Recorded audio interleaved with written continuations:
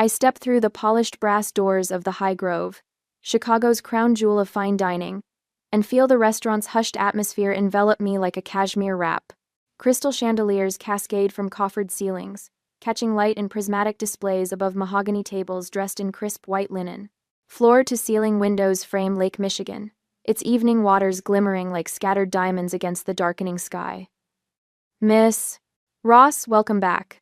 The general manager, a distinguished man in his 50s with salt and pepper hair, steps forward with practiced grace. Your private dining room is ready. I nod, conscious of my family trailing behind me.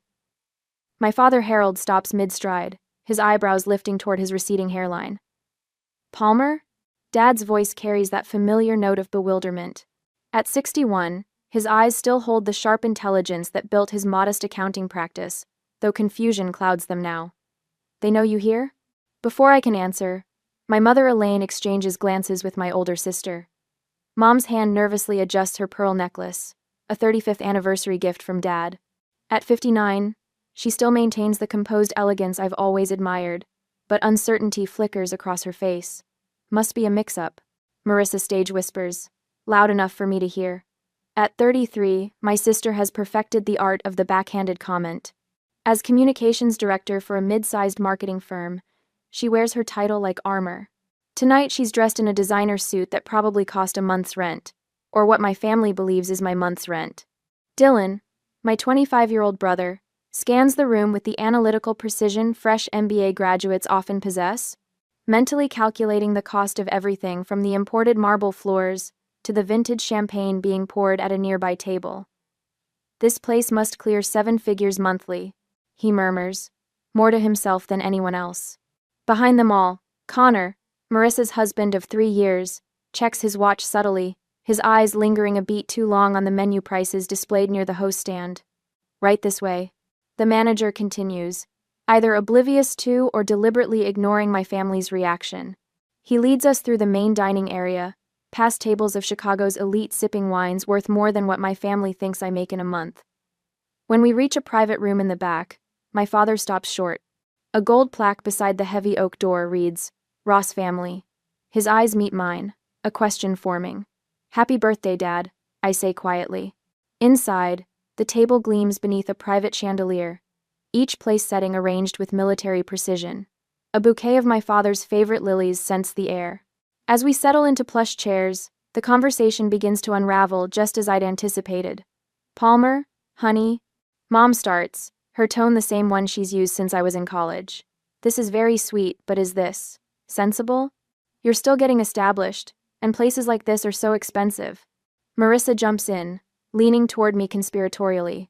I could have gotten you a discount at Gaston's through my client connection. You should have asked. I take a slow sip of water, letting the cool liquid ease the familiar tightness in my throat. This is the same song, different verse. Last Christmas, Dylan had wrapped a career advice book for me, complete with a highlighted chapter on moving from freelance to full-time. Marissa routinely offers to connect me with real clients, despite never asking about my existing ones. My apartment's closer than you'd think, I say, instead of correcting them. My 1-bedroom in Evanston isn't chosen for budget constraints, but for its proximity to my company's warehouse facility. The deliberate misdirection feels both protective and painful. Still in that small place? Mom asks. You know, there are some nice affordable options opening up in Wicker Park. I've perfected the art of deflection over the years, cultivated since college when my boyfriend paraded me around to his wealthy friends as the scholarship girl, his personal project, his token of charitable interest. The memory still burns, a lesson learned in the hardest way about how people change when they think they know your worth. It's going well enough. I say my standard response to questions about work. The words taste stale on my tongue, worn from repetition. The sommelier approaches with a leather-bound wine list, and Marissa reaches for it with the confidence of someone accustomed to taking charge. Let me handle this, Palmer, she says, the implicit message clear. I couldn't possibly know enough to make a wise choice. I slide my hand forward, taking the menu with a polite smile. I've got this covered tonight. I scan the familiar pages, then look up. We'll have the Chablis Grand Cru 2018, please. Marissa's perfectly shaped eyebrows arch high. That's a $300 bottle. It's Dad's birthday, I reply, meeting her gaze steadily. Nothing but the best. Dad reaches over to squeeze my hand, genuine emotion crossing his face. For a flicker of a moment, I see something new there, not just fatherly affection, but a glimmer of pride. When the waiter places elegant menus before us, Dylan flips his open and chokes slightly. $500 per person prix, he mutters, eyes widening as they dart to me. Connor leans toward Marissa, whispering something that makes her glance at me with renewed suspicion. I watch their reactions, feeling the familiar push-pull of family dynamics shifting under the chandelier light. Marissa straightens, her posture reinforcing her self-appointed role as the successful sister. Dylan's competitive nature surfaces in the quick calculations I can practically see running behind his eyes. Mom and Dad exchange glances, clearly uncertain about the unfolding dynamic but unwilling to interfere. I take another sip of water and remind myself of what matters. Tonight is about Dad, I say firmly, not about proving anything. But as the first course arrives on hand-painted porcelain plates, I wonder if that's entirely true. 10 minutes later, I excuse myself from the table, my smile firmly in place as I catch the eye of Thomas, our server. I need to speak with the chef about my father's seafood allergy. I explain to my family. I'll be right back. Thomas leads me toward the kitchen, but as we round the corner, his pager buzzes. Excuse me, Miss Ross. I'll tell Chef you're coming. He hurries ahead while I pause to check a text from my office manager. As I slip my phone back into my clutch, voices drift from the dining room. I step closer to the archway, my hand bracing against the cool wall. What is she trying to prove? This place is ridiculous. Marissa's voice, sharp with judgment. Probably maxed out her credit cards. Connor's baritone, always ready to reinforce his wife's opinions. She lives in a one-bedroom in Evanston. Bye. Dylan's laughter cuts through the air. Maybe she's dating the manager. My chest tightens, each word a needle pricking my carefully maintained composure. I've heard variations of these comments for years, but tonight they land differently, harder, clearer, impossible to dismiss as simple misunderstanding. She's always been thoughtful. Dad says, his voice quiet but firm. Let her do this. I close my eyes, drawing a slow breath through my nose. The air tastes of saffron and truffle from the kitchen behind me, a reminder of why I'm here. This night isn't about their approval, it's about Dad's birthday. I straighten my spine, smooth my expression, and walk back into the dining room with a smile that betrays nothing. Chef is preparing something special, I announce, settling into my chair. Marissa leans forward, voice honeyed with false concern. Palmer, is this really in your budget? We could go somewhere more appropriate. Her eyes flick to the delicate hand-painted china, the crystal stemware, the silver cutlery, assessing each item's value while pretending to worry about my finances. Yeah. Connor nods, his wedding band glinting under the chandelier as he gestures around the room. We don't need all this fancy stuff. Harold's fine with his usual steakhouse. Their tag team approach is nothing new. For years they've worked in tandem, Marissa launching the criticism while Connor follows with reinforcement. What's different tonight is that I can see the pattern with painful clarity, like studying a familiar photograph from a new angle. They've always seen me as the family failure. 5 to do. The thought forms with startling certainty as the server arrives with our first course. Butter-poached Maine lobster with lemon beurre blanc. Each portion rests on hand-painted china worth more than what they believe I make in a week. Dad takes his first bite, eyes closing in appreciation. Despite her words, Marissa doesn't hesitate before digging in, her expression betraying her enjoyment even as she prepares her next critique. I make 6 figures, and wouldn't waste money like this, she says between bites, speaking to the table at large rather than directly to me. I remain quiet, focused on ensuring Dad enjoys his birthday dinner. $4,200. The total flashes through my mind, 8 guests at $500 each, plus wine and the custom birthday dessert. More than 3 months' rent for the apartment my family believes I struggle to afford. Dad notices the tension, his eyes meeting mine across the table. Palmer, tell me about that charity event you helped with last month, he says, an obvious attempt to redirect the conversation. Before I can answer, Dylan cuts in. You know, if you're trying to build your client base, you should focus on corporate events. Better stability than these one-off charity gigs. I take a sip of wine, watching Marissa reach for her second glass while complaining about its cost. The absurdity of the situation brings an unexpected smile to my lips, Not bitter, but somehow knowing. I've spent years protecting them from the knowledge of my success, afraid of how it might change our relationship. But watching them now, enjoying luxury while simultaneously criticizing it, I remember what my first business mentor told me. Your worth isn't determined by others' perception. Tonight they'll finally see me. Thomas approaches, his attention focused on me rather than the other guests. Is everything to your satisfaction, Miss Ross? Perfect as always, Thomas, I reply. Minutes later, the chef himself emerges from the kitchen, white coat pristine as he approaches our table. Miss Ross, a pleasure to see you again. I wanted to personally confirm that we've prepared your father's dessert without any trace of seafood, as requested. Thank you, Chef Marcel. I appreciate your attention to detail. As the chef returns to the kitchen, I notice the hostess discreetly approaching. Miss Ross, is everything to your liking? Is there anything else you need? We're well taken care of, thank you. I catch Mom watching these interactions, her head tilted slightly, a new awareness dawning in her eyes. She's beginning to sense there's more to my story than they've assumed. The server arrives with dessert, molten Valrhona chocolate soufflé, followed by a birthday cake that makes Dad's eyes widen. Vanilla bean and salted caramel layer cake, with Happy 61st Harold, written in delicate gold leaf.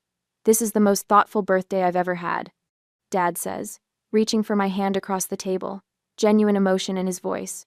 The warmth of his appreciation fills me with something I haven't felt in years, a sense of being truly seen, if only for a moment. The feeling is almost enough to overshadow Marissa's continued commentary. Must be nice to blow money on desserts when you should be saving for a real place. She mutters to Connor, loud enough for me to hear. I meet her gaze across the table, no longer flinching from her judgment.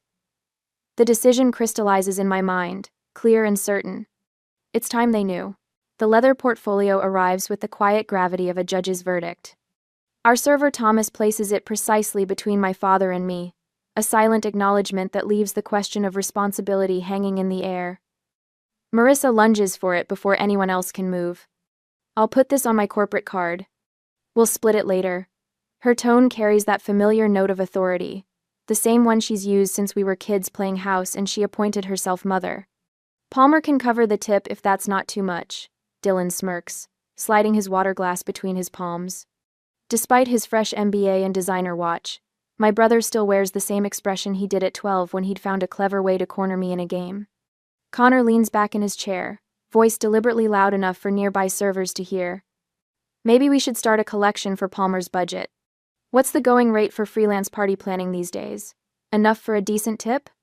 The family tension crackles like static electricity. From nearby tables, diners glance over, their expressions a mixture of discomfort and the particular fascination that comes from witnessing someone else's discomfort. A woman in her 60s catches my eye with a sympathetic wince before quickly looking away. Actually, I say, my voice calm despite the heat rising in my chest, I've got this covered. I've got this covered. My purse sits heavy in my lap, its contents about to change everything. With deliberate slowness, I reach inside and withdraw my wallet. The black metal card feels cool against my fingertips as I place it on the table. The matte black American Express Centurion card catches the light differently than plastic, absorbing rather than reflecting, its titanium weight making a distinctive sound as it connects with the linen tablecloth. Silence drops over our table like a heavy curtain. Is that a fake card from the internet?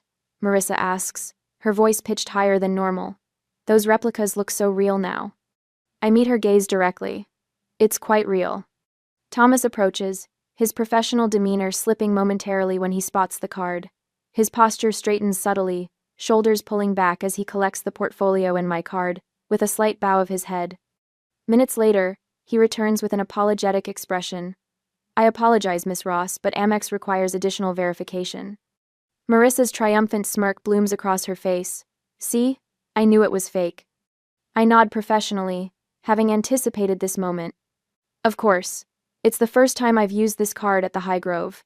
For transactions exceeding certain thresholds at luxury establishments, American Express Centurion service requires additional security protocols, Thomas explains, his tone formal but respectful, especially for first-time use at a new venue.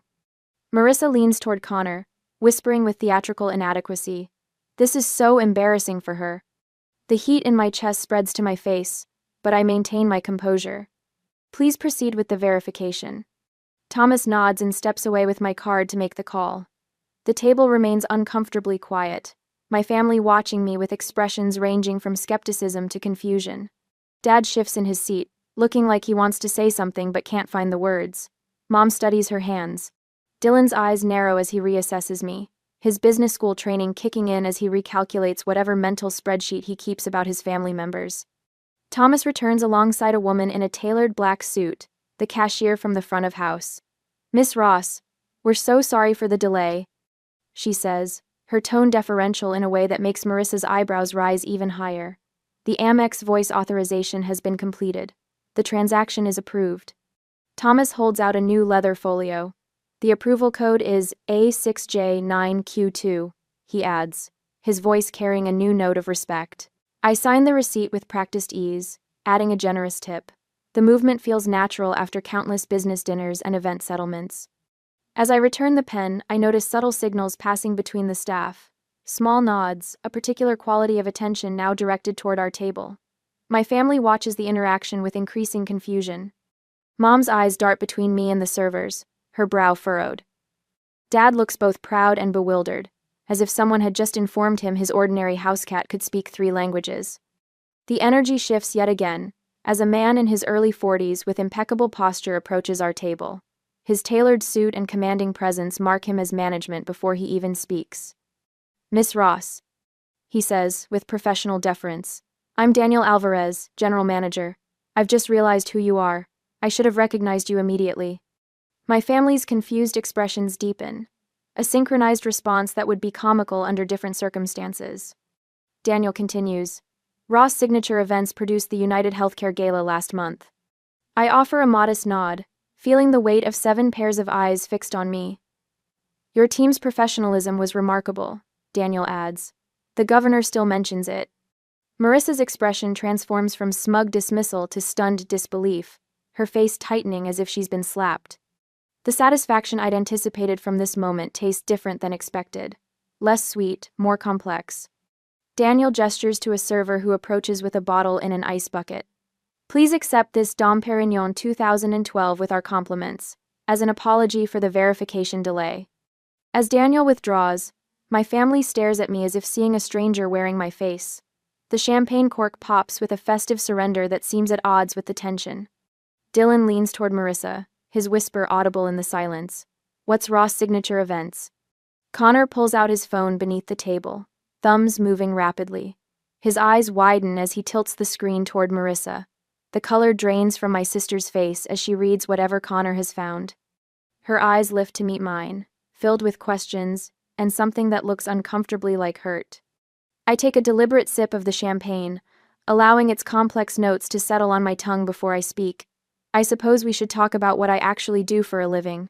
The private dining room has grown silent except for the gentle clink of crystal and silver. My family's expressions range from confusion to disbelief, with Dylan's mouth slightly agape and Marissa's perfectly composed face showing the first cracks I've seen in years. Ross Signature Events started in 2019. I begin, my voice steadier than I expected. After 3 years of working for other companies, I saw a gap in the corporate events market. No one was delivering truly seamless experiences. Dad leans forward, his weathered hands clasped on the table. The confusion in his eyes is gradually replaced by something I haven't seen directed at me in years, genuine curiosity. My first clients were small tech startups, Brightware Solutions and Nexus Innovations. I traced the rim of my glass with my index finger. They wanted launch parties that would impress investors without seeming wasteful. I rented a warehouse space in Evanston, hired 2 part-time assistants, and delivered both events under budget. Mom's hand flies to her pearl necklace, her usual nervous gesture. "You did all that while living in that tiny apartment?" "The apartment is 3 blocks from our logistics hub," I explain. "The building may be older, but the location is perfect for what I need." I continue outlining our growth trajectory, watching their faces transform with each benchmark. 6 clients the first year, 15 the second. Then the turning point landing Continental Healthcare's annual leadership summit, which put us on the map with Fortune 500 companies. Last year, we produced 78 events across 17 states. I say, the facts flowing easily now. We've grown from those two part-timers to a core team that travels nationally. Dad's expression undergoes the most dramatic transformation. The confusion gives way to understanding. Then pride blooms across his features, softening the lines around his eyes. He sits straighter, his chest expanding slightly. Excellence in every detail? I say, looking directly at him. Just like you taught us, Dad. I've built the entire business on that principle. The silence that follows feels weightless, almost reverent. Then Marissa clears her throat. Why didn't you ever mention this at family gatherings? Her voice carries a new edge, not her usual condescension, but something more complex. All those times we asked how work was going, you just said fine or busy. Connor nods, his eyes narrowed slightly. Seems strange to hide success from your own family. Dylan, never one to miss an opportunity to showcase his MBA knowledge, leans forward. What's your profit margin? With that kind of operation, you should talk to me about tax strategies. There are several structures that could optimize your client. We're your family, Marissa interrupts, her tone softening into something that sounds almost hurt. We deserve to know. The accusation hangs in the air. They're trying to make my silence the issue rather than their assumptions. It's a clever pivot, one I might have used myself in negotiations. I fold my napkin carefully, gathering my thoughts. You're right, I acknowledge finally.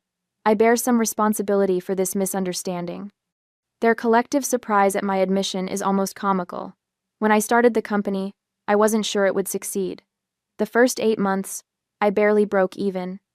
I lived on ramen and worked 18-hour days. I look at each of them in turn. I didn't want to disappoint anyone if it failed. Mom's eyes soften. We would never.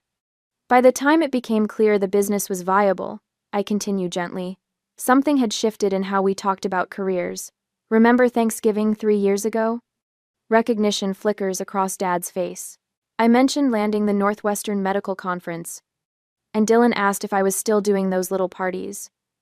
Marissa suggested I apply for an events coordinator position at her firm, because it had actual benefits. Color rises in Marissa's cheeks. At some point, I say, keeping my voice free of accusation, it seemed easier to let you believe what you wanted. The truth of it settles between us not as a weapon but as a simple fact. Success didn't change me. I add, meeting Marissa's gaze directly. Why would it change how you see me? Marissa's eyes glisten. We were just trying to motivate you. I always knew you had potential, Connor says, though his newly respectful tone contradicts years of dismissive comments. Dylan straightens his tie. With your current scale, you should consider diversifying investments. I could recommend some funds that... The door opens, cutting him off as Daniel Alvarez returns with a bottle of dessert wine. Thought you might enjoy this with your final course, Miss Ross. The 2015 Sauternes pairs perfectly with the chocolate soufflé. He places the bottle on the table with a flourish. And congratulations again on the Event Planners Association Award last month. Best Corporate Production of the Year, quite an achievement. Thank you, Daniel. I smile politely. And your team has grown so impressively. 50 employees now, correct? We're only 47 employees, not 50. I correct him automatically. Though we're adding 3 positions next quarter. Daniel nods appreciatively and withdraws. The correction hangs in the air, a small detail that reveals more about me than grand pronouncements could. I've never needed to exaggerate success. The truth has always been enough. Current projects? Dad asks, his voice gentle with new understanding.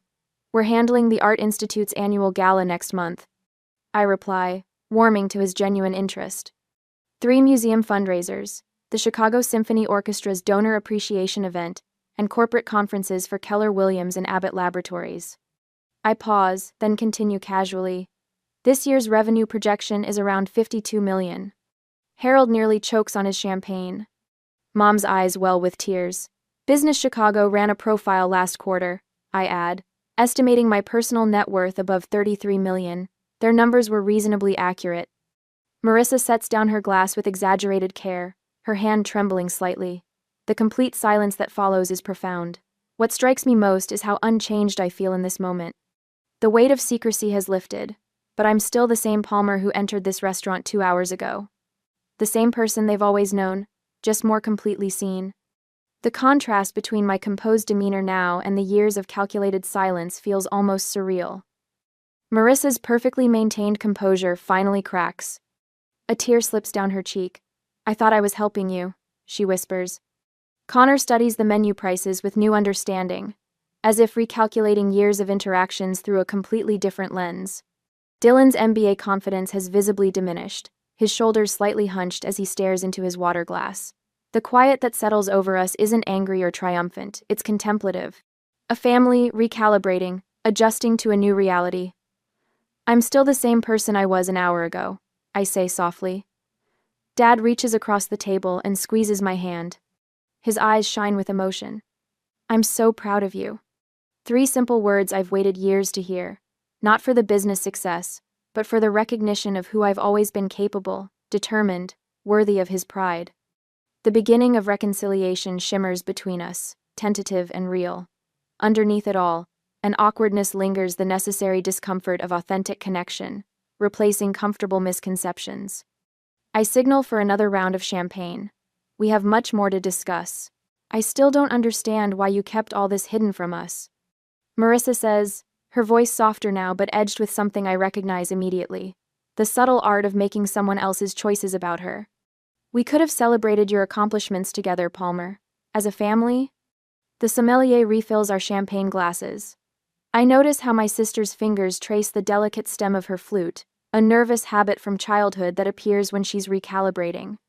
The family has fallen silent since my revelation, the $33 million figure hanging in the air between us like an uninvited guest. Did you think we couldn't handle it? Dylan leans forward, his MBA confidence returning in small increments. That we wouldn't understand your business world? Connor nods along, his loyalty to Marissa transparent. Do you think you're better than us now? Their questions land like perfect arrows, each one finding the soft spots in my armor. My father watches me carefully, concern replacing the pride I'd seen moments before. My mother's eyes are bright with unshed tears. Palmer. Marissa continues, pressing her advantage when I don't immediately respond. We've always been there for you, always. A pang of doubt catches me off guard. Have I been unfair? The question surfaces unexpectedly, like a bubble rising through still water.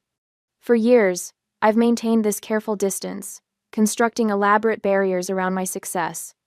Watching my family enjoy the luxury of this evening while simultaneously being bewildered by it, I wonder if the walls I built were necessary or self-inflicted. The question must show on my face because Marissa reaches across the table, covering my hand with hers. You could have trusted us.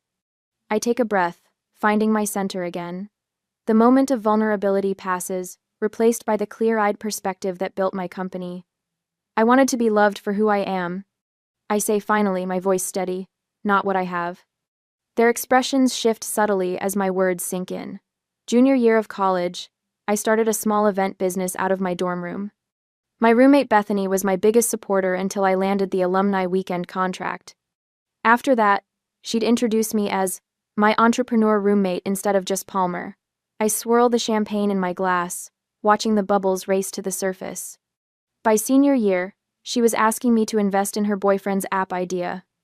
I tell them about Marcus Wheeler, a client who hired me for his company's product launch. We'd worked together for weeks as equals until his assistant accidentally copied me on an email where he referred to me as the $30 million event planner and instructed his team to give her whatever she wants.